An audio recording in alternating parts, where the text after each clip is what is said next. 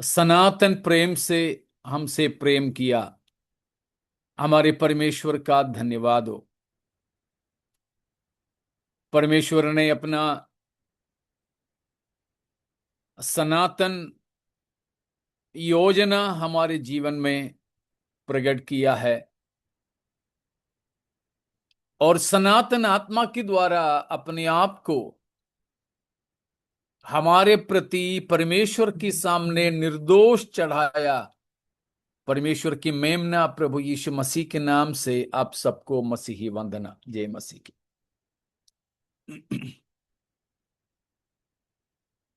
हम लोग उपवास और प्रार्थना में इस बार इब्रानियों 12 अध्याय 14 से 17 तक की आयतों को मनन कर रहे थे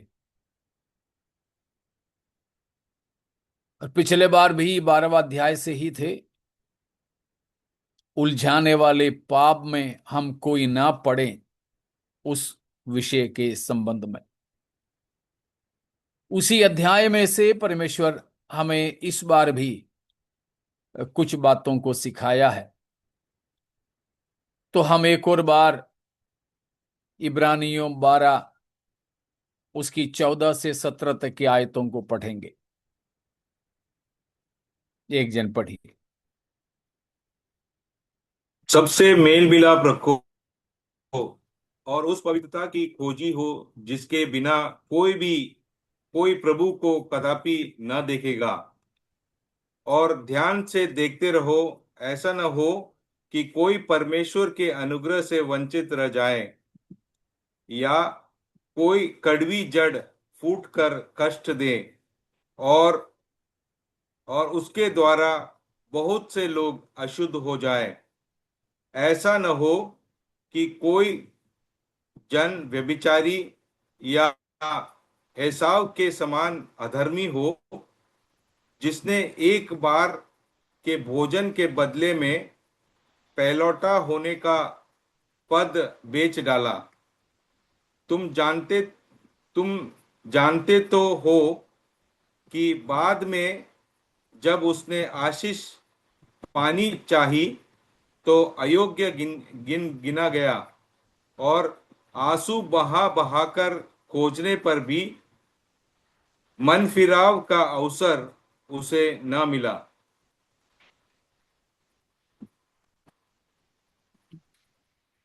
थैंक यू अलेक्स ब्रदर। हम जानते हैं इब्रानियों की पत्री के अंदर हमें तरह तरह की चेतावनियां मिलते हैं। तरह तरह की चेतावनियां इधर भी कलीसिया के लिए एक चेतावनी है।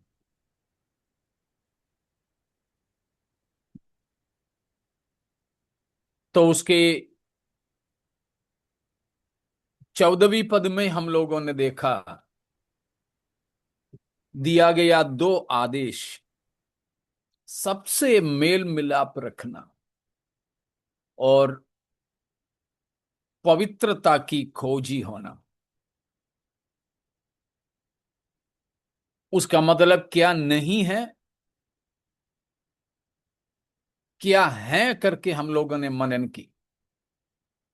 सबसे मेल मिलाप रखने का मतलब यह नहीं कि पाप के साथ में समझौता करो, बिल्कुल भी नहीं। पाप को गंभीरता पूर्वक पाप ही समझें।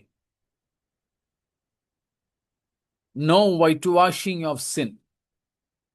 पाप की पुताई नहीं करना हमें, परंतु पाप से हमें घृणा करना है, कोई समझौता नहीं। जैसे कई बार हम सुन चुके हैं, a compromising Christian can never ever become a conquering Christian. समझौता करने वाला मसीही कभी भी एक जयवंत मसीही नहीं हो सकता है।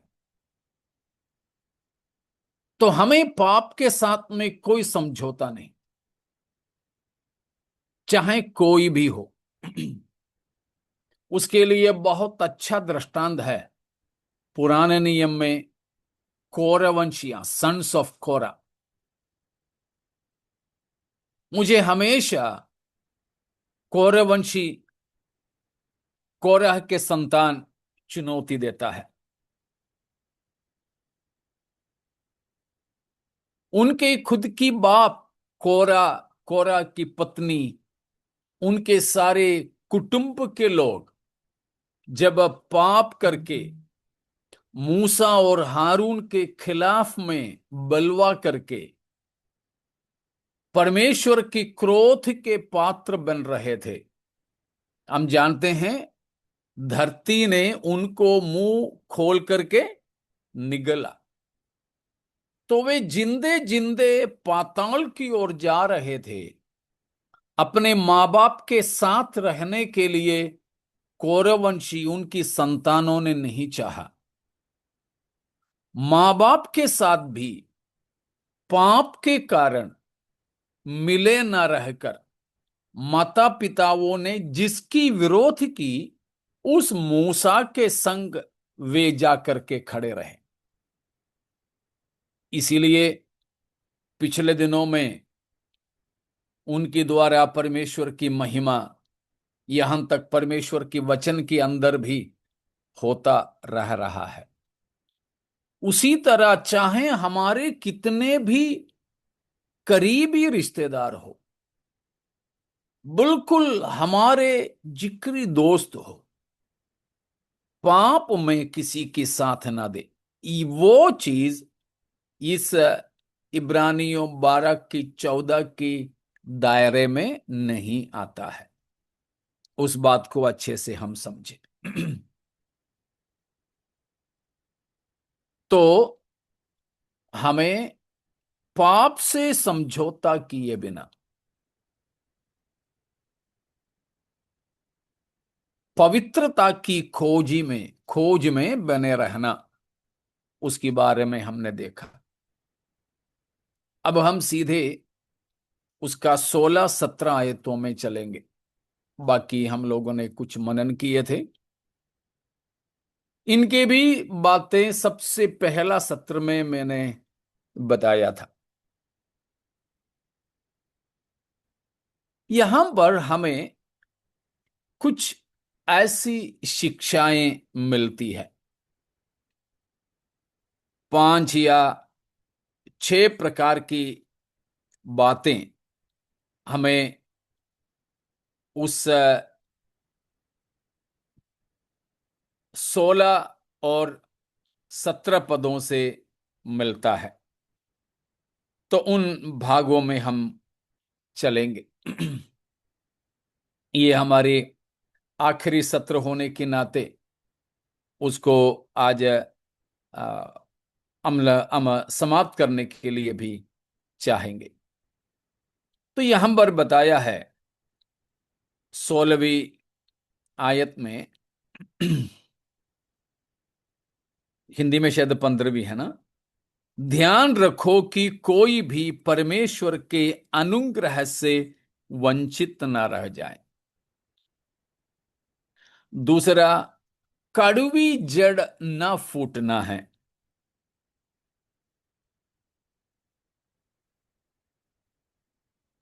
या उसी के साथ में हम अगला भी जोड़ सकते हैं, कड़वी जड़ फूटकर उसकी द्वारा अनेक लोग अशुद्ध होने न पावे।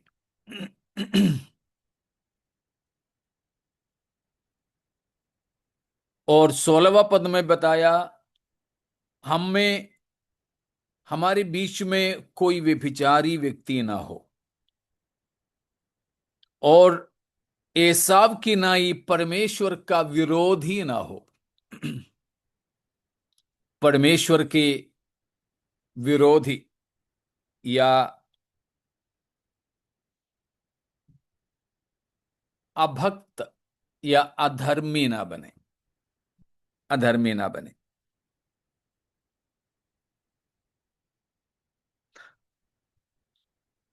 और उसने क्या किया, वो सारी बातें भी हम वहां पर देखते हैं। तो यहां हमारे बीच में भी ऐसा कोई भी ना हो, ना हमारे परिवार में ऐसा हो कोई, ना हमारी कलीसिया में ऐसा हो कोई। कैसा? पहला व्यक्ति जो परमेश्वर की अनुग्रह से वंचित होने वाले, परमेश्वर के अनुग्रह से वंचित ना हो।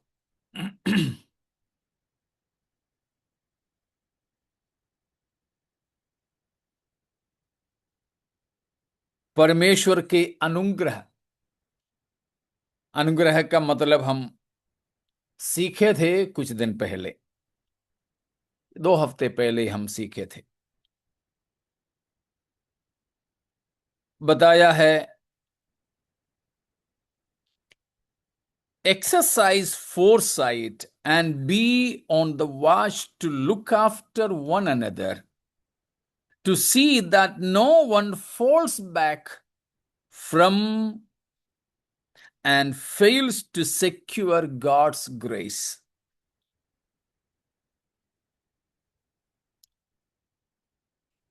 उसमें इन सारे बातों में सबसे मुख्य चीज वो है कि परमेश्वर की अनुग्रह से कोई भी वंचित न हो। क्यों? परमेश्वर का अनुग्रह सीमित है? नहीं है, लेकिन है भी, दोनों भी हैं। God's grace as an attribute of God is eternal. परमेश्वर का अनुग्रह परमेश्वर का एक स्वभाव के तौर पर वो आनंद है, सनातन है, अनादि से अनंत काल तक है। वो खत्म नहीं होता, वो समाप्त नहीं होता। समझ में आया ना? God's grace as an attribute of God is eternal. परमेश्वर के अनुग्रह परमेश्वर का एक सद्गुण, एट्रीब्यूट, परमेश्वर का कैरेक्टर, एक स्वभाव के तौर पर इटर्नल है, वो सनातन है। लेकिन हमारे व्यक्तिगत जीवन में परमेश्वर की अनुग्रह का सीमा है। व्यक्तिगत जीवनों में परमेश्वर की अनुग्रह सीमित है, अर्थात वह समाप्त हो सकता है। इसी वचन उस बात को हमें सिखाती है, परमेश्वर की अनुग्रह से वंचित न हो। मतलब परमेश्वर की अनुग्रह की दायरा के बाहर न जाए। Nobody should cross the boundaries of God's grace. परमेश्वर की अनुग्रह व्यक्तिगत तौर पर हमारे लिए सीमित है। ये अनुग्रह कौन सा अनुग्रह है? It's not about the enabling grace, but it is about the saving grace. कुछ दिन पहले हमने वो अनुग्रह का, पिछले उपास में ही था मेरे ख्याल से, है ना, अनुग्रह की 3 आ, बातों को सीखे थे। याद है क्या किसी को? ठीक है। तो ये परमेश्वर की उद्धार देने वाला अनुग्रह के बारे में है। ये उद्धार देने वाला अनुग्रह, सेविंग ग्रेस, सेविंग ग्रेस, उद्धार देने वाला अनुग्रह व्यक्तिगत तौर पर सीमित है। बोलने का कारण यह है कि वो अनुग्रह हमको ज्यादा से ज्यादा एक दूरी तक जाने की अनुमति ही देता है। ज्यादा से ज्यादा एक दूरी तक हम जा सकते हैं। वो दूरी का मतलब है समय। मलयालम में एक सुंदर सा गाना है, मुझे वो बहुत पसंद है। आ, എത്ര ദൂരം ഓർക്കുന്നുണ്ടോ ആരെങ്കിലും? അങ്ങേ വിട്ടോടി ഞാൻ ആ അത്ര നേരം കാത്തു നിൽക്കും ആ ദേഷ്യം. കണ്ടോ, ദൂരവും നേരവുമാണ് അതിനകത്തുള്ള വിഷയം. എത്ര ദൂരം അങ്ങേ വിട്ടോടി ഞാൻ, അത്ര നേരം കാത്തുനിന്നെന്നെ നീ. मतलब मैं जितनी दूरी तक आपसे चला गया था, भाग गया था, मैं तो दूर ही गया, लेकिन परमेश्वर उतना देर तक मेरा इंतजार करता रहा. हम लोग भी करते हैं ना. मैं गाड़ी चला के जाता हूं, कोई शायद पत्नी, बच्चे या और कोई हमारे साथ में कहीं आते हैं, बोलते हैं ठीक है यहीं रुकिए, मैं अब भी आता हूं या आती हूं. वो कितने दूरी तक चले गए हमें नहीं मालूम, लेकिन उतना देर तक हमको वहां रुकना पड़ता है. तो परमेश्वर की सीमा, अनुग्रह की सीमा का मतलब है कि परमेश्वर हमेशा हम पर दया करता ही नहीं रहेगा. जैसे उत्पत्ति 6 अध्याय में हम लोग पढ़ते हैं कि परमेश्वर वहां पर कहता है कि परमेश्वर की आत्मा निरंतर, उसकी तीसरा पद को पढ़िएगा, उत्पत्ति 6:3.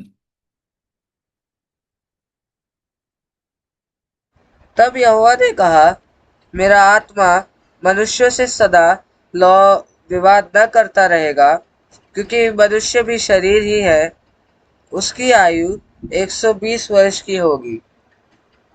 देखा, वहां पर जोर देना किस पे? मेरा आत्मा मनुष्य से हमेशा या सदा वाद विवाद करता नहीं रहेगा.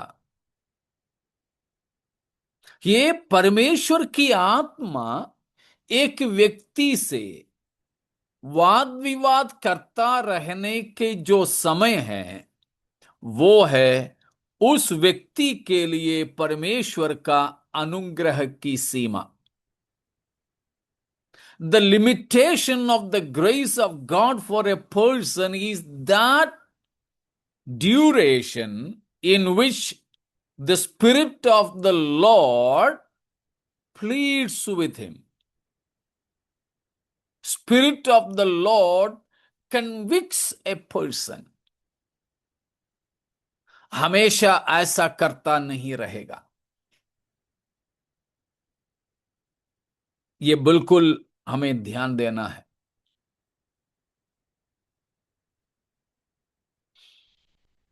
परमेश्वर जरूर हमारे इंतजार करता है. जब हम प्रभु से अलग हो जाते हैं, प्रभु से दूर हो जाते हैं, तो परमेश्वर अवश्य हमारे इंतजार करता है, लेकिन कब तक, उसका एक सीमा है। कितना दिन तक है, कितने साल तक है, वो हमें नहीं मालूम, वो परमेश्वर को ही पता है। तो ये है, मनुष्य जब पाप करने लगे तो परमेश्वर बर्दाश्त करता रहा, लेकिन अब कहता है हमेशा ऐसा नहीं होगा। हमेशा परमेश्वर की आत्मा मनुष्य को वापसा बुलाता नहीं रहेगा। उसका मतलब है परमेश्वर के अनुग्रह से वंचित होना। मुझे याद है कुछ साल पहले मैंने इस बात को बताया था। ऐसा ऑनलाइन मीटिंग था या किसी उपवास प्रार्थना था, मुझे उतना याद नहीं, लेकिन इतना याद है जब मैंने ये बात कहा तो हमारे फेबा सिस्टर ने सवाल की थी, जिसका जवाब आज मैंने पहले ही दे दिया कि क्या परमेश्वर की अनुग्रह सीमित है। तो मैंने बताया हुआ बात है, आज शुरुआत में ही बताया, परमेश्वर के स्वभाव के तौर पर परमेश्वर का अनुग्रह की कोई सीमा नहीं है, लेकिन एक एक व्यक्ति के लिए, परिवार के लिए, कलीसिया के लिए, समाज के लिए परमेश्वर की अनुग्रह का सीमा है। वो सीमा है उत्पत्ति 6 में बताया, पवित्र आत्मा मनुष्य से वाद विवाद करता रहने की, बहस करता रहने की समय।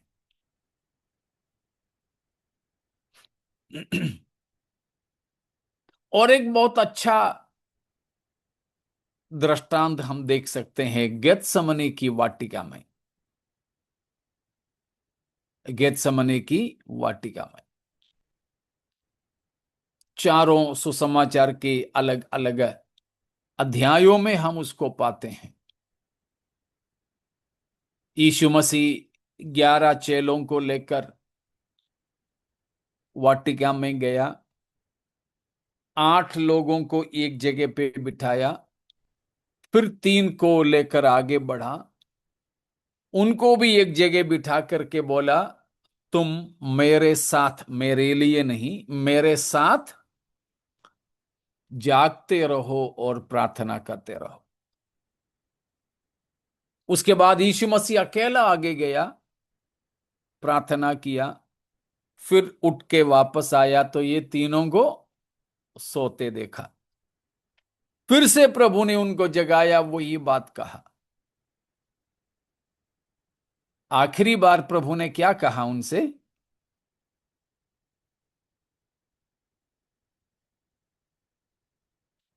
आप सोते रहो कर। हाँ, अब तुम सोते रहो। उറങ്ങി ആശ്വസിച്ചുകൊള്ളുവീൻ। अब तुम बड़े आराम से सो जाओ। क्यों?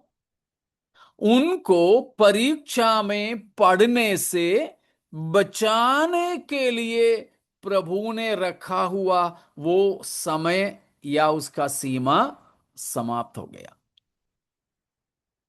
समाप्त हो गया। बाइबल के अंदर कुछ ऐसे शख्स हैं जिनके लिए परमेश्वर का अनुग्रह खत्म हो गया था। कोई याद आ रहे आपको? यहूदा। यहूदा है।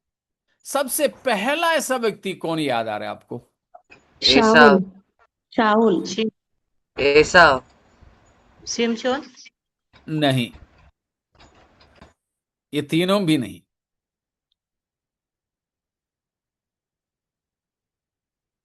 कैन। हाँ बिल्कुल, सा- कैन, कैन।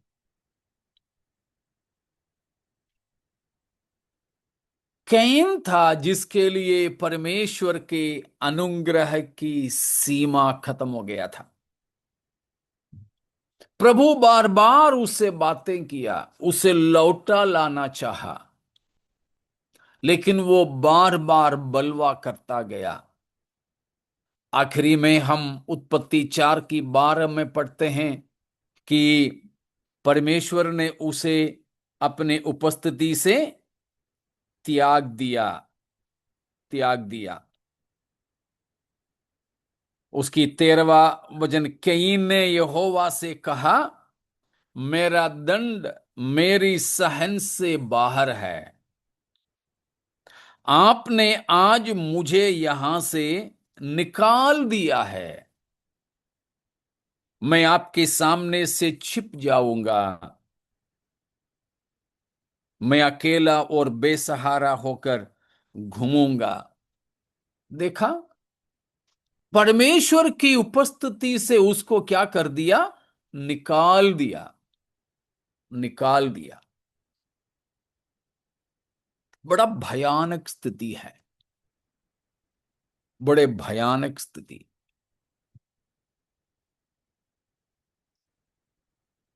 और एक व्यक्ति था, अभी जैसे हमने देखा, एसाव है, शाऊल राजा है। नया नियम में जब हम आते हैं तो यहूदा इस्करियोती है। तो इस तरह कई सारे लोगों को परमेश्वर की अनुग्रह से वंचित होना पड़ा। प्यारों, ये हमारे जीवन में कभी न होने पाए, हमारे किसी के भी जीवन में। ये जो इब्रानियों 12 से लेकर आयतों में हम अपने लिए ही नहीं, परंतु कलीसिया की झुंड के लिए, एक दूसरे के लिए चिंता करने के बारे में बताया है। समझ पा रहे हो ना? इब्रानियों 12 अभी हमने जो पढ़े हिस्सा, वो हमारे व्यक्तिगत जीवन के लिए ही नहीं बताया है। 12 का 12 पढ़ लीजिए, इब्रानियों 12 का 12।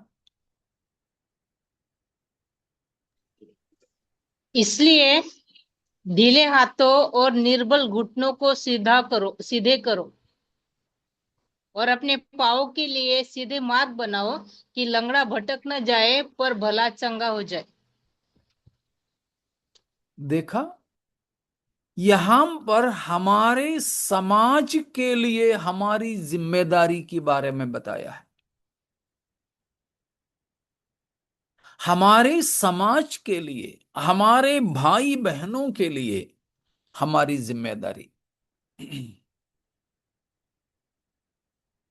हमको ये जिम्मेदारी लेना है।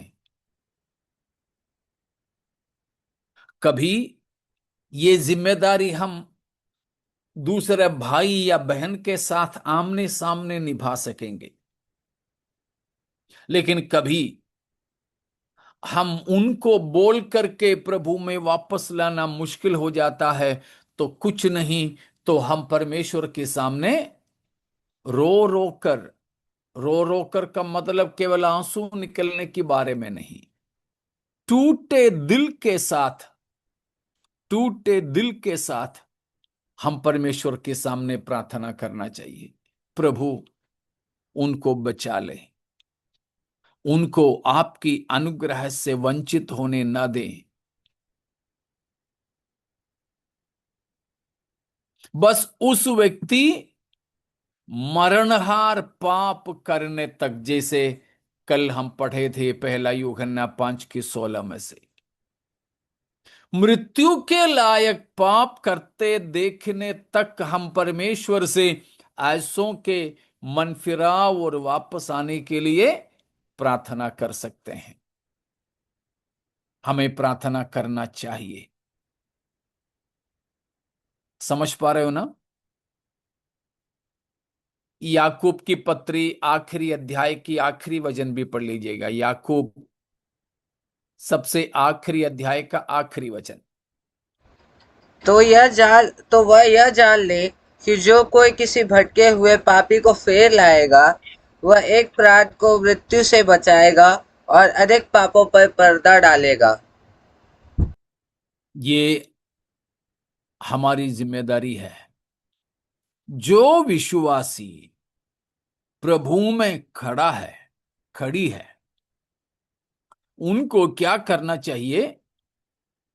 हमने इब्रानी 12 का 12-13 में पढ़े, जो लंगड़े लूलों को संभालना है।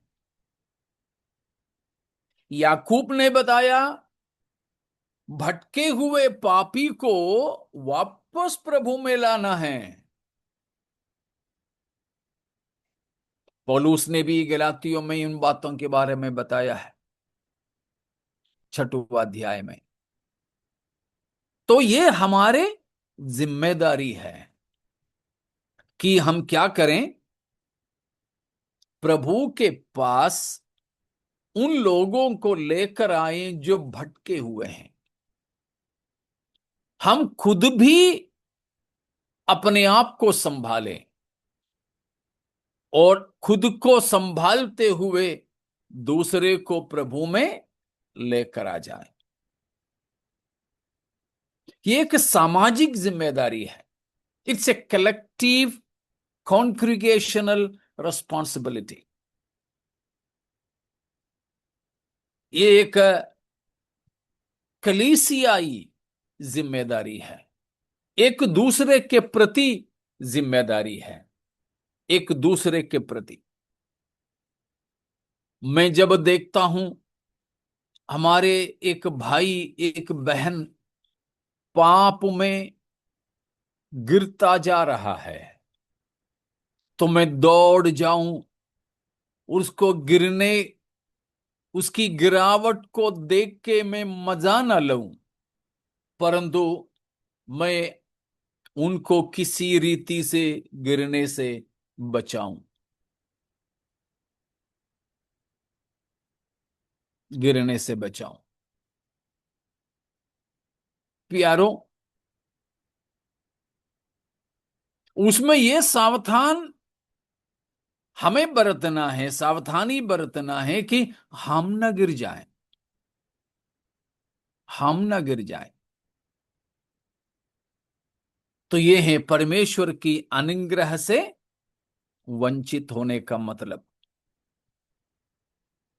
क्योंकि हर एक व्यक्ति को अपने जीवन सुधारने के लिए परमेश्वर ने एक समय सीमा रखा है। वो समय सीमा के अंदर वो व्यक्ति प्रभु में आ जाए तो अच्छा है, प्रभु उनके पापों को क्षमा करेंगे। लेकिन उस समय के अंदर परमेश्वर की दया को ठुकराते जाएं तो फिर ऐसों के लिए परमेश्वर की दया नहीं, परंतु परमेश्वर की क्रोध ही रखा है। कई बार हम पढ़ चुके, रोमियो 2:4 को पढ़िएगा। रोमियो 2:4।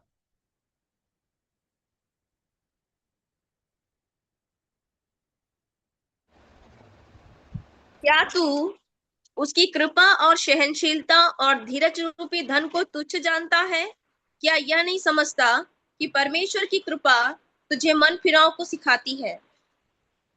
देखा, परमेश्वर की 3 चीज क्या क्या है? भलाई, सहनशीलता और धीरज रूपी धन।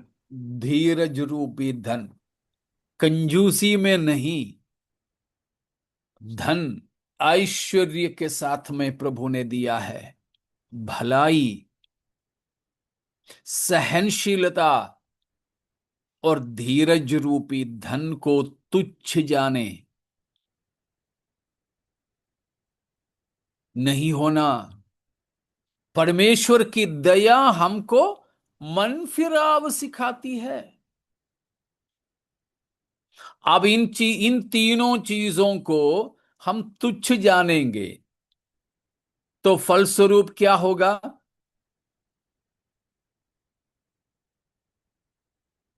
अगला वचन। तू पर तू अपनी पर तू अपनी कठोरता और हठीले मन के कारण उसके क्रोध के दिन के लिए, जिसमें परमेश्वर का सच्चा न्याय प्रकट होगा, अपने लिए क्रोध कमा रहा है। देखा, परमेश्वर की दया हमें मन फिराव सिखाती है, लेकिन उस बात को हम छोड़कर परमेश्वर की भलाई, सहनशीलता, धीरज रूपी धन को तुच्छ जाने, हमारे मन को कठोर कर दे, हट कर दे, हठीलापन, तो हम क्या कर रहे हैं? परमेश्वर के सच्चे न्याय को प्रकट होने वाला दिन के लिए हम खुद के वास्ते क्रोध कमा रहे होते। मतलब परमेश्वर की दया को तुच्छ जान लिया तो हमारे ऊपर फिर क्या आने वाला है? क्रोध। क्रोध। ये नहीं हो, ये नहीं हो हम किसी के साथ। परमेश्वर ने हम पर दया इसीलिए नहीं किया कि हम दोषी ठहरें, परंतु इसीलिए कि हम उस दया के द्वारा मन फिराए। हम मन फिराए। प्यारों, हमारे जीवन परमेश्वर की दया के अंदर ही अंदर बीत जाएं, बाहर नहीं जाना।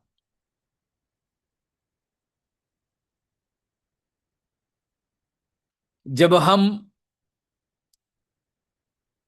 मर जाएं, हमारे जीवन की आखिरी सांस लें, तब भी हमारे लिए परमेश्वर की दया बाकी हो। कैन की जैसे, एसाव के तरह, शाउल और यहूदा की तरह कई सारे लोग जिंदे हैं, मगर उनकी जिंदे रहने के समय ही उनके लिए परमेश्वर के अनुग्रह समाप्त हो चुकी है। ऐसों को मन फिराव नहीं, उन पर परमेश्वर की दया समाप्त हो गया।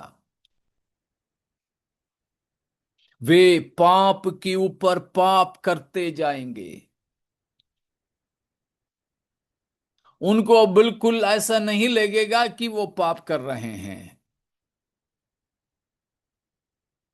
धोखे में ना रहे कोई, धोखे में कोई नहीं रहे। परमेश्वर किसी का पक्ष नहीं लेता। हम परमेश्वर के लिए कुछ भी दिए हो, किए हो, ये नहीं मायना रखता।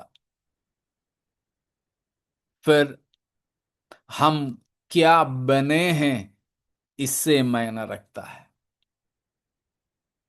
It's not meaningful how much we have given, how far we have labored hard for the Lord, what all things we have done.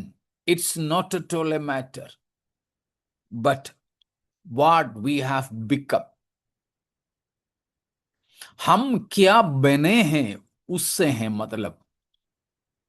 हमने क्या दिए हैं, हमने क्या किए हैं, इन दोनों को उतना महत्व नहीं जितना हम क्या बने उसको है। प्यारो,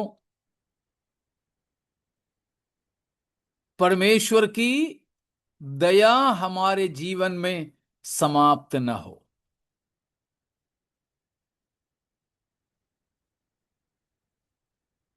कभी कभी हमारे बच्चों को स्कूल में, कॉलेज में, हमारी कलीसिया में नहीं हो पाया तो भी कलीसियाओं में भी टैलेंट टेस्ट होते हैं। दृष्टांत के लिए संडे स्कूल या वाईपी की एक प्रतियोगिता, मानो प्रचार करने का। छोटे बच्चों को तो 3 मिनट है प्रचार करने के लिए दिया जाता है, या मानो किसी को 5 मिनट मिला। उनको पहले बोला है अगर 5 मिनट वाला है तो जब 4 मिनट होगा तो एक घंटी बजेगा, आपको याद दिलाने के लिए एक घंटी बजेगा। उसके बाद आपको जल्दी समाप्त करना अगला 1 मिनट के अंदर। अगर अंदर ही अंदर नहीं किया तो जब 5 मिनट होगा तो लंबा घंटी बजेगा। कुछ लोग तब भी बंद नहीं करते, तो घंटी बजता ही रहेगा। वो घंटी खतरे का घंटी है। उसी तरह बहुत सारे लोगों की जिंदगी में भी है। परमेश्वर की आत्मा बार बार बार बार याद दिलाता है, वापस आ जाओ, वापस आ जाओ। लेकिन नहीं, वे और आगे और आगे और आगे चले जाते हैं। आखिरी में परमेश्वर की अनुग्रह की सीमा को लांघ कर जाते हैं तो फिर खतरा की घंटी ही बजता है कि परमेश्वर का सच्चा न्याय प्रकट होने वाला दिन के लिए क्रोध कमा रहा है। उसके बाद हाथ पैर पटको तो भी उनको वापस आना नहीं होगा, वापस आना नहीं होगा। देखा यहूदा ने कितना हाथ पैर पटका, लेकिन उसे मनफिराव का अवसर नहीं मिली। यहां एसाव के बारे में हम पढ़ते हैं 17वां पद में इब्रानियों 12 का, कि वो कड़वाहट के साथ में रोया, लेकिन उसे मन फिराने का अवसर नहीं मिला। उसका मतलब क्या है? No chance for rectification. कुछ ऐसी गलतियां हैं, कुछ ऐसी पाप है जिसको हम रिवर्ट नहीं कर सकते हैं। कुछ गलतियां हैं जिसको हम सुधार कर सकते हैं लेकिन कुछ ऐसी पाप है जितना भी पीछे जाओ तो वो और फंसता चला जाता है, लेकिन कभी सुधरता नहीं, सुधरता नहीं। प्यारों, हमारे साथ ऐसा ना हो। एक चीज और बोल करके मैं समाप्त करूं तो यहां पर हमको दिया गया पहला चेतावनी है, हम में से कोई परमेश्वर की अनुग्रह से वंचित ना हो। मतलब शायद आपको समझ में आया हो। नहीं तो जब अभी तो हमें उसका विवरण के लिए समय नहीं, फिर भी समझ में किसी को नहीं आया, कोई शक है तो आप पूछ सकते हैं।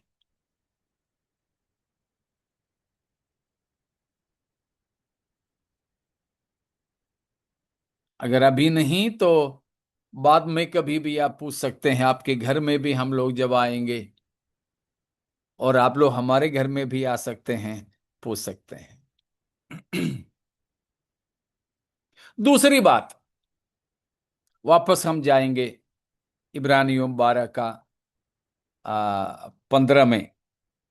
वहां पर लिखा है, दूसरी बात क्या लिखा? तुम में से कोई परमेश्वर की अनुग्रह से वंचित नहीं होना। और उसके बाद या कड़वी कोई कड़वी जड़ जड़ न हो। फूट कर कष्ट कष्ट दे। हाँ, कड़वी जड़ फूट करके कष्ट नहीं देना। Let not bitter root sprout, let not bitter road sprout. किसी प्रकार के भी कड़वी जड़ हम किसी के भी अंदर फूटने नहीं दें। क्या है कड़वी जड़ का मतलब? कई मतलब है। बाइबल के अंदर ही अंदर से हम जब देखें तो अभी हमारे पास में लगभग 10 मिनट ही हैं, तो जल्दी चलूं मैं। व्यवस्था विवरण की किताब में हम चलेंगे। व्यवस्था विवरण उसकी 29 चैप्टर 29 29 अध्याय का 18वां पद को पढ़िए। 29 वर्स 18। इसलिए ऐसा ना हो कि तुम लोगों में ऐसा कोई पुरुष या स्त्री या कुल या गोत्र के लोग हो जिनका मन आज हमारे परमेश्वर यहोवा से फिर जाए और वे जाकर उन जातियों के देवताओं की उपासना करे। फिर ऐसा ना हो कि तुम्हारे मध्य ऐसी कोई जड़ हो जिससे विष या कड़वा बीज उगा हो। बाइबल के अंदर कड़वा, बिटरनेस का मतलब बाइबल में पूरा ही पूरा बताया है। पॉइसन के लिए, जानलेवा कोई चीज के लिए बताया है।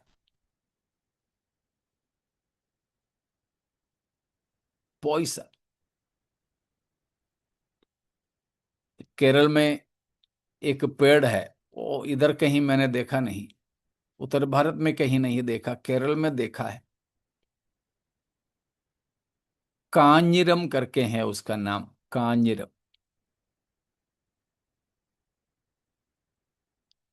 मलयालम बाइबल में कई जगह पर कांजिरम शब्द दिया है। बिटर ट्री है वो। उसकी हर चीज इतना कड़वा है कि उसकी फल रहता है, देखने में बहुत अच्छा लगता है। उसके अंदर ये जो कैरम्स की गोटी रहता ना, उसकी जैसा बीज है, अंदर बड़ा जूसी है। फल देखने से, फल तोड़ने से हमारे मुंह में पानी आ जाएगा, लेकिन सूंखो तो भी उसकी कड़वापन महसूस होगा। जीभ में रखो तो आप कितना शक्कर खाओ तो भी उसकी कड़वाहट जाएगा नहीं। जानवर भी उसको खा लें तो मर जाएंगे। उसका बीज वगैरह कूट करके कुछ लोग ये कुत्ता, बिल्ली, चूहा वगैरह के लिए देते थे, बस उसको खा करके मर जाते थे। जानलेवा है, पॉइसन। वो है यहां पर बिटरनेस का मतलब। आत्मिक जीवन को हमसे लूटने वाले किसी भी बात को यहां कड़वी जड़ के साथ में तुलना कर सकते हैं। प्रेरितों के काम 8 का 23 भी पढ़ लीजिएगा। 8:23 एक्स 8 का 23। क्योंकि मैं देखता हूँ कि तू पित्त की सी कड़वाहट और अधर्म के बंधन में पड़ा है। उधर भी हम देखते हैं पत्रस वहां पर बता रहा है किसको? Simon the sorcerer. हिंदी में क्या है? कौन सा शिमोन है? जादूगर शिमोन। जादूगर शिमोन, ठीक है, सोर्सरर। पतरस के साथ उसका कुछ एनकाउंटर हुआ था, मुठभेड़ हुई थी। तो पतरस ने बोला है, मैं देखता हूं, I see that you are full of bitterness and captive to sin. Full of bitterness, कैसे कड़वाहट से भरा है? हिंदी में क्या बोला है? पित्त। पित्त की कड़वा, पित्त की सी कड़वा। पित्त की सी कड़वा, पूरा पूरा भरा है। मतलब मृत्यु में ही तू जी रहा है। प्यारों सावधान, ये मैंने बोला ना, कलीसिया के लिए बताए, एक एक व्यक्ति से बढ़कर के ये कलेक्टिवली, कॉन्ग्रिगेशनली बताया गया है, कलीसिया के लिए बताया। तो उसमें ये बात है कि हम कलीसिया में जब जी रहे हैं, हमको कलीसिया में प्रभु ने शामिल किया है, तो हमारे जीवन में ऐसा कुछ भी नहीं होना कलीसिया में फूट डाल सके। ऐसा कुछ भी हमारे जीवन में नहीं होना कलीसिया में परमेश्वर की उपस्थिति को हमारे बीच में से हटने दे। Nothing should be there in our lives which would drive the presence of God out of the church. कलीसिया से परमेश्वर की उपस्थिति को हटाने के लिए हमारा पाप सक्षम रहता है। उतना गंभीर है हमारे पाप, ऐसा ना हो। हमारी बर्ताव से, हमारे लेन देन से, हमारे व्यवहार से कलीसिया के अंदर फूट न हो, कलीसिया के लोगों के अंदर अलगदाई न हो, अलग होने की स्थिति न हो, परंतु हमारे द्वारा कलीसिया के अंदर ऐसा आत्मिक अनुभव फैले, प्रेम, एकता में परमेश्वर की महिमा करने का एक अनुभव। प्यारों, हमारे जीवनों को हम समर्पित करें, एक दूसरे के लिए इन वचनों को रख करके प्रार्थना करें, हमारे जीवनों को परमेश्वर की प्रसन्नता के लिए सौंप दें। हम किसी के भी अंदर इस तरह की कोई बात ना होने पाए। सांसारिक और तत्कालीन किसी चीज की प्राप्ति के लिए अनंत बातों को त्यागे नहीं। जैसे मलयालम में एक गाना है, शायद उसकी हिंदी भी है, हिंदी तो नहीं मालूम मुझे, मन्ने प्रति माणिक्यम वेडियुगिल्ल ज्ञान, है उसका अनुवाद हिंदी में। शायद हमारे बीच में किसी ने एक बार गाया भी था, उसका बोली मुझे नहीं आता, कि मिट्टी के प्रति मैं माणिक्य, मोती को नहीं त्यागूंगा, मिट्टी के प्रति मोती को नहीं त्यागूंगा। Praise God. प्यारो, हमारे जीवन में ऐसा हो। एसाप ने वही किया था। Just for a bowl of food, एक कटोरी भोजन के लिए उसने अपना पहलौटे का हक को बेच डाला। ऐसा ना हो प्यारो। ये संसार का जो कुछ भी है सब कुछ क्षणिक है, पल भर का है। उन पल भर की बातों के लिए हम कभी भी अनंतता की बातों को त्यागे नहीं। आइए अपने आप को हम समर्पण करते हुए प्रार्थना में जाएंगे। हमारे प्रभु, इस तरह